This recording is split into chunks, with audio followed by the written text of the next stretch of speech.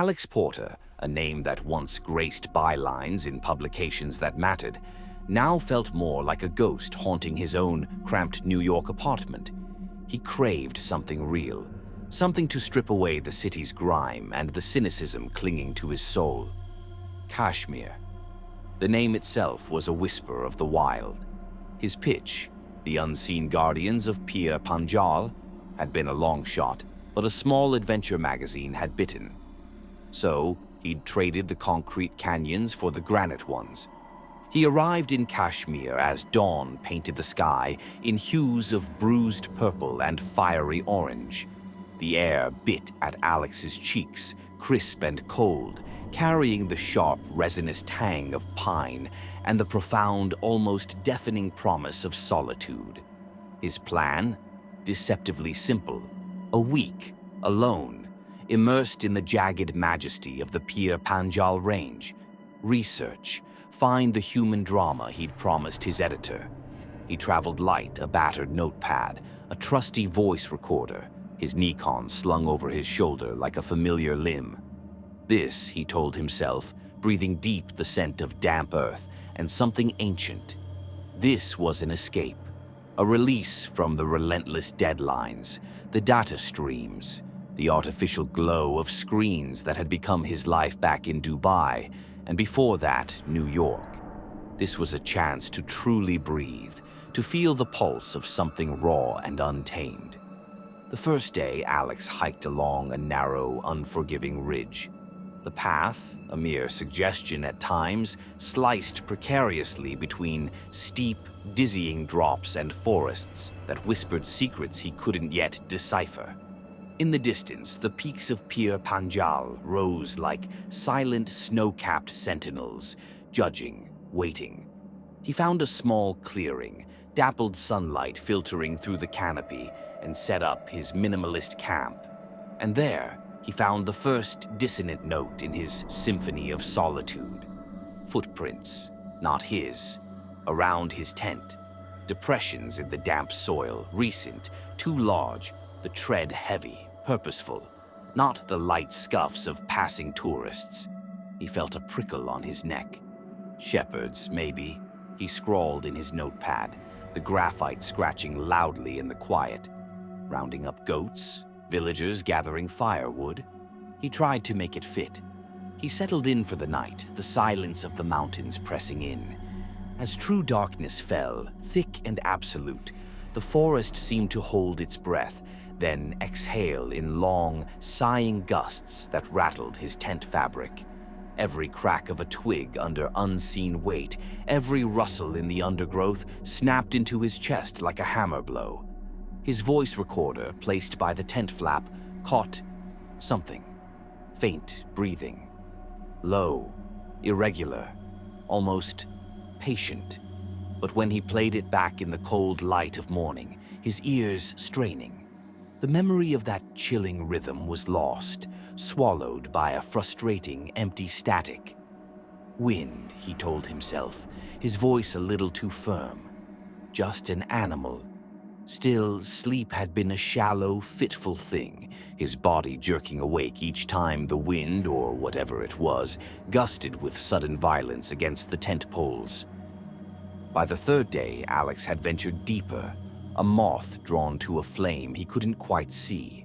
He followed a ridge that unfurled breathtaking, panoramic views of the valley far below.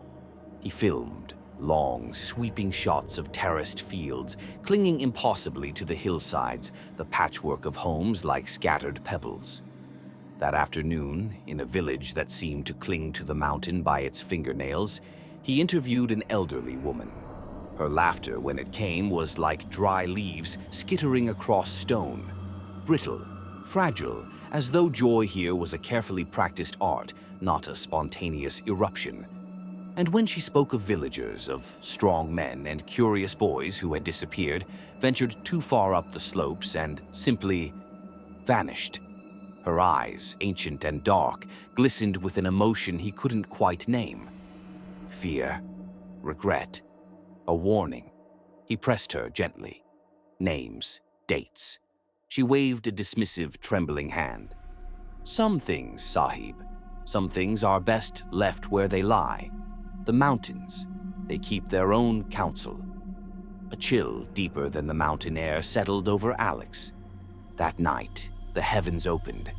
Rain didn't just fall, it assaulted the tent, drumming against the nylon with a furious, relentless rhythm. He couldn't shake the sensation, a primal certainty that someone, or something, was crouched just beyond the paper-thin fabric, watching him, its presence a palpable pressure against the tent wall. Sleep, when it finally claimed him, was a maelstrom of fractured images. Figures, indistinct, emerging from the tree line, their faces like smudged charcoal, features shifting, coalescing, then blurring again. In one, he reached out, a desperate, yearning gesture, to touch one of these silent watchers. It smiled, a rictus grin, lips peeling back from a row of human teeth. Too many teeth, impossibly sharp. And then, before a scream could tear from his throat, it dissolved, collapsing into a pile of fine gray ash. Alex awoke before dawn with a choked gasp, drenched in a cold sweat that wasn't entirely from the dream. His heart hammered a frantic tattoo against his ribs. He packed in the gray pre-dawn gloom, his hands trembling so violently he fumbled with the tent poles. The ridge felt exposed, hostile. He had to get lower. He remembered hearing about an abandoned shepherd's hut, a stone structure, offering more solid shelter. The path down was a treacherous, twisting descent through dense, cloying forest. The air pressed in on him, heavy with the scent of damp earth, decaying leaves, and an undercurrent of something else. Feral, predatory. Somewhere ahead, a bird shrieked, a plaintive staccato cry that sliced through his frayed nerves like a razor. Late afternoon, exhausted and on edge, he stumbled upon it. The hut. Walls of rough-hewn stone, patched with ancient, vibrant moss. It looked untouched for decades, a forgotten tombstone in the wilderness. Inside, the air was thick, stale, tasting of dust and something else, something animal, perhaps long dead. The floor, dirt and stone, was strewn with brittle straw. He unrolled his sleeping bag, the simple action feeling like a monumental effort, and took a grim inventory of his supplies. Water, dwindling alarmingly, half a bar of bitter chocolate, 2 days' worth of trail mix if he was careful. He plugged his headphones into the recorder, needing the distraction, the mundane whir of his own camera work. He played back the last few hours. The wind, his own breathing, his boots on the trail, his own voice muttering under his breath about the light. And then, it.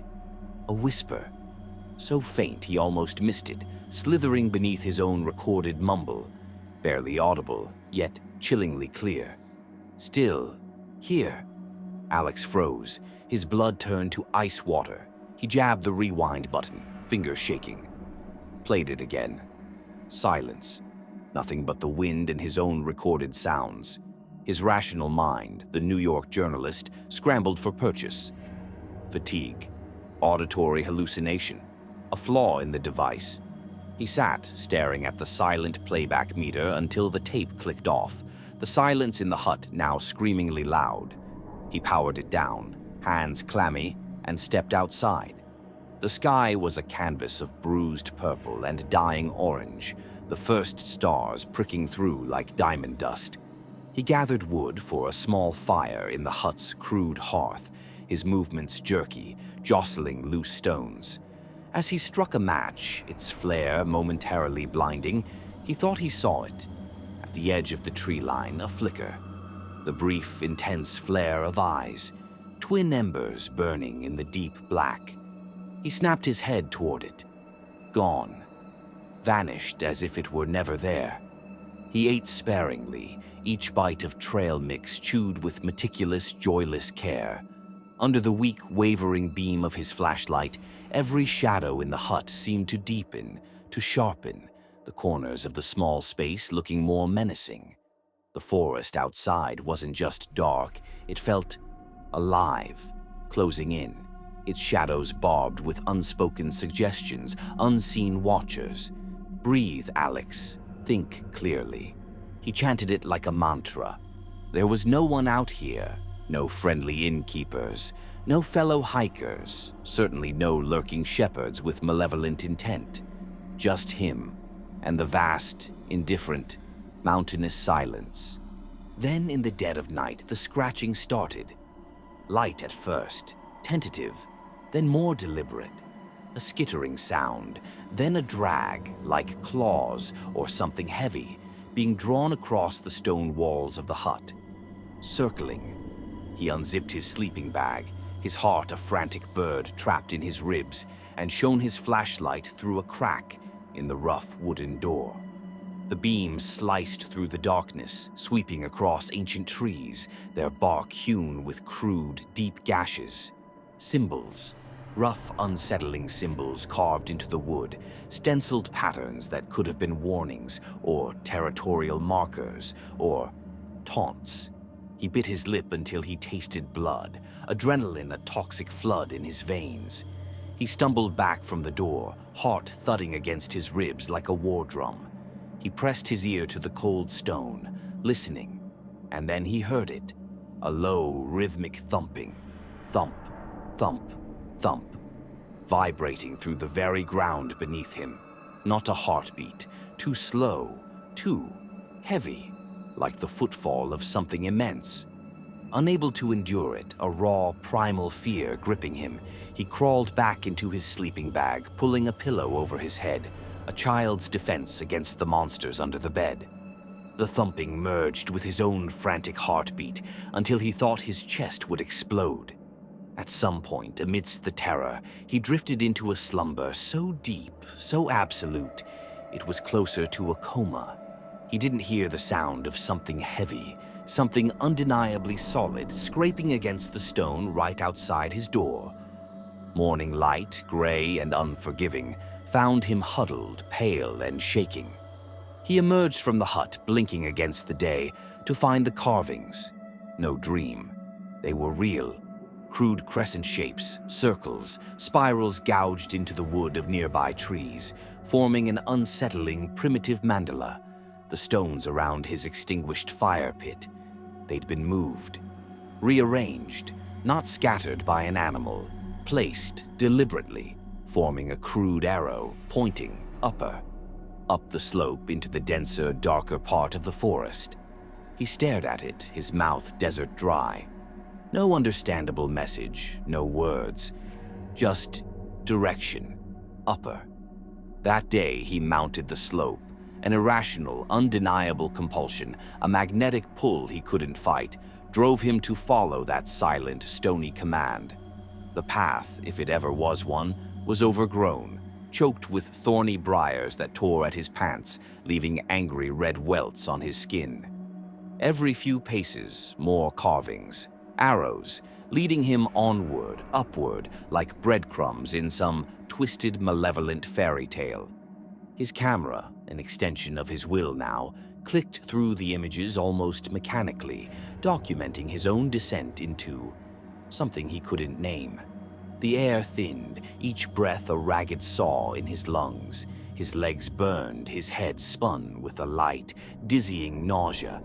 At one point he paused, teetering on the edge of exhaustion, convinced, absolutely convinced, he'd glimpsed a figure perched on a massive boulder high above him, a dark silhouette against the stark sky. He raised his lens, fumbling, but there was nothing, just rock and the indifferent blue.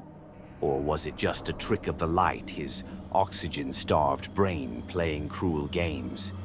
He reached a windswept plateau. A lone pine stood sentinel there, ancient, gnarled, its branches blackened as if by some ancient fire, reaching towards the sky in a twisted, silent supplication. Beneath it, a circle of weathered stones lay scattered, half buried in the soil, and in the very center, drawing his eye like a magnet, sat a single boot, heavy leather, weathered, cracked, definitely not his. He knelt, his breath catching in his throat, and examined it. Size 8, maybe 9. brand unfamiliar, no owner in sight. His heart, which had been racing, clicked into a hard, cold, steady rhythm of pure dread. He hefted the boot. A trace of dried mud clung to the sole. He scanned the horizon, his eyes desperate. No other footprints, none leading to or from this lonely, windswept plateau. It was as if the boot had simply materialized, or its owner had been plucked from it. Night fell like a suffocating blanket as he descended, stumbling, almost running. He no longer questioned his path. He simply moved, his brain on a terrifying autopilot, focused on escape. Shadows elongated, stretching into grotesque dancing figures. Trees arched overhead like the grasping claws of some skeletal beast in the dying light. He pressed on, fueled by a desperate, primal energy, until, just before moonrise, a sliver of cold, indifferent light in the inky sky, he found the ridge trail again. Cold, sharp relief, so intense it was almost painful, washed through him. He recognized the path. It was familiar. It led down. It led out. It felt safe, or as safe as anywhere in this godforsaken wilderness could feel. But as he walked, faster now, the feeling of being watched, a constant companion these past days, grew inexorable. A damp, cold hand pressed to his back. The hairs on his neck didn't just prickle, they screamed. He glanced over his shoulder, a quick, jerky movement, and saw it. Movement. A figure, stepping out from behind a thicket of trees, half hidden in the deep shadows. He stopped dead, his heart lodging itself in his throat, a painful, suffocating lump. The figure mirrored him, took a single, deliberate step forward, then another, keeping pace, maintaining a distance of perhaps 30 meters, not a trick of the moonlight. This was solid, real, and it was watching him. Alex broke into a run, a desperate, clumsy, lung-bursting run. Peering through the tangled branches, he saw the silhouette more clearly now, tall, broad-shouldered, wearing a heavy coat despite the chill rather than biting cold, and carrying something bulky slung over its shoulder. The moonlight, weak as it was, glinted off. Metal, a rifle, an axe. Panic, raw and primal, roared through him, hot and blinding. He ran without direction, without thought, crashing through underbrush, branches whipping his face, tearing at his clothes. His breath came in ragged, tearing gasps, his legs screaming in protest, threatening to give out. Behind him, he heard footsteps, not running, slow, measured, unhurried, each thud a nail in the coffin of his hope. He didn't dare look back. The sound was enough, a relentless, terrifying metronome ticking down his chances. He burst out of the forest onto an open, moonlit slope and skidded to a halt, the crater of his own ragged breathing echoing in the sudden, vast emptiness. Ahead, far below, lay the valley floor, a thin, fragile ribbon of distant lights marking scattered villages. Salvation. It felt close enough to taste, a bitter, coppery tang of adrenaline and hope. He ran again, a desperate, stumbling flight towards civilization. The man, the figure, did not follow onto the open slope, or if he did, Alex didn't see him. After minutes that stretched into an eternity, he reached a dirt road. And then a miracle. The low, guttural rumble of an engine, headlights, a lone family tractor, ancient and sputtering, rumbled past. The driver, an old man with a face like a weathered map, stared at him, eyes wide with alarm and something else. Recognition? Through broken, gasping words, Alex begged for help, pointing frantically back towards the dark, menacing tree line.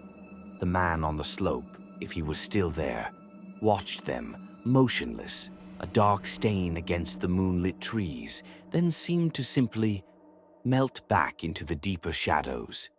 The driver didn't wait for explanations. He gunned the ancient engine, the tractor lurching forward. Alex followed on foot, stumbling, his legs like lead, until he glimpsed the first cluster of lights, warm, inviting lamp-lit windows, smoke curling from chimneys like whispered promises of safety, the solid, reassuring shapes of warm walls. He stumbled into a small, dimly lit guest house, collapsing in the narrow foyer, his body finally succumbing to the terror and exhaustion. The caretaker, a young man with watchful eyes and a woolen cap, pulled low, rushed to him. Alex babbled, a torrent of incoherent words, pursued, carvings, voices, a boot on a desolate plateau. The caretaker's eyes widened, not with surprise, Alex thought, but with a strange, solemn understanding. He said only one word, his voice soft, almost a sigh. "Surrender." Alex, gasping, managed. "Surrender? To what?" "To the mountains, Sahib. They choose." The caretaker led him upstairs to a bare, cold room and bolted the door from the outside. The sound of the bolt sliding home was a definitive, metallic clunk. Alex collapsed onto the narrow, hard bed and stared at the cracked ceiling, the shadows dancing in the corners. Outside, the wind sighed through the valley, a mournful, lonely sound. He pressed his hand to his chest, feeling the frantic beat of his heart finally, gradually, begin to ease. Had he lost his mind? Or had something out there, someone, truly marked him? In the oppressive darkness, he pulled out his battered notepad. His hand trembled as he scrawled a single stark sentence. "I am not safe here."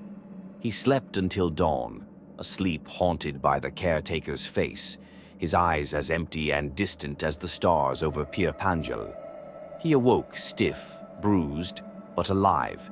He packed his few belongings and caught the first jeep, a rattling, bone-jarring ride to Srinagar.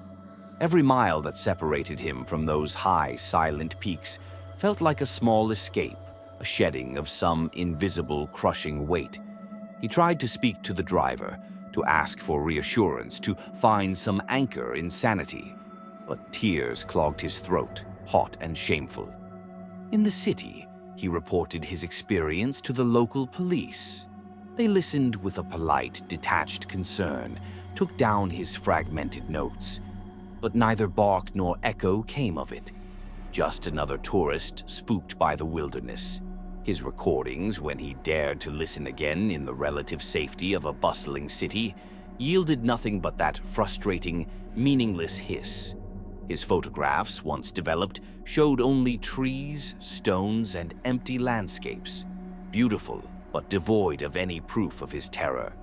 The boot, his one tangible piece of evidence, his anchor to the nightmare, was gone when he reluctantly paid a local guide to take him back to the vicinity of the plateau days later, vanished without a trace, as if the mountains themselves had reclaimed it. Back in New York, cocooned in the familiar chaos, he offered his story, or what was left of it, to the magazine. His editor, a pragmatic woman with no time for ghost stories, passed.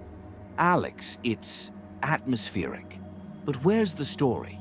He shelved his recordings and the memory of the boot in a dark closet alongside other forgotten relics of his life. Some nights he wakes, drenched in sweat, convinced he feels the subtle depression of heavy footprints at the end of his bed. He checks, heart pounding. There is nothing, only the oppressive silence of his apartment, the distant wail of a siren. Yet sometimes, when the wind shifts just so, rattling his apartment window, carrying the faintest phantom scent of pine and damp earth, he hears it, or thinks he does. A whisper, so faint it's almost part of the silence, yet clear as the mountain air. A voice, neither male nor female, ancient and patient, calling his name from those faraway, brooding mountains. "Alex, come back. The mountains are waiting." And Alex Porter knows with a certainty that chills him to the bone that a part of him never truly left, and that one day perhaps they will claim the rest.